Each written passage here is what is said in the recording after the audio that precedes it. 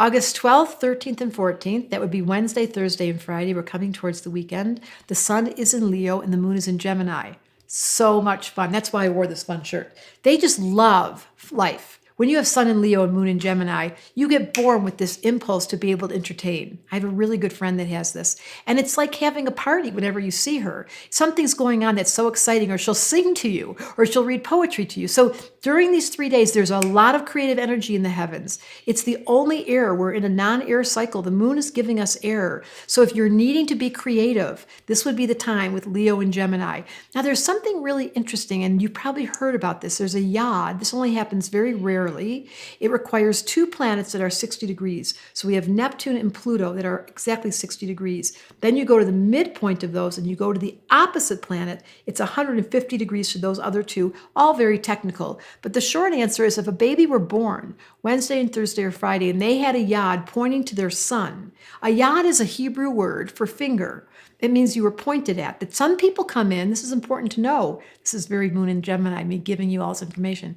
They come in with a purpose.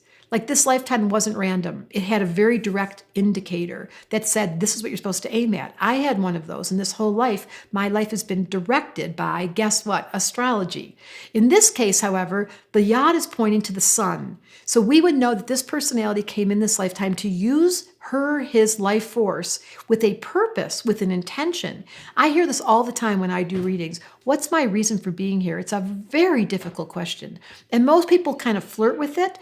I am telling you in this case, this person would just have to be themselves. But I'm going to go all the way to saying that's true for you too. If you're just being yourself and you're using your chart to discern the authentic voice that you have, you're going to be amazed at the fulfillment that happens. It's when we shapeshift. It's when we try to be someone different. It's when we carry the pain of our childhood or the pain of what happened to us.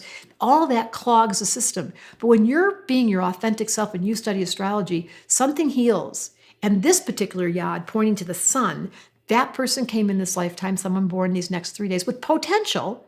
Just because you have a yod doesn't mean your purpose is clear. It simply suggests there's an opportunity there for someone to come to an astrologer and say, do I have a yod? It's very unusual, so that's why I'm addressing it. And you can Google it and you can look at your chart. 2 thin green long lines and a short blue one.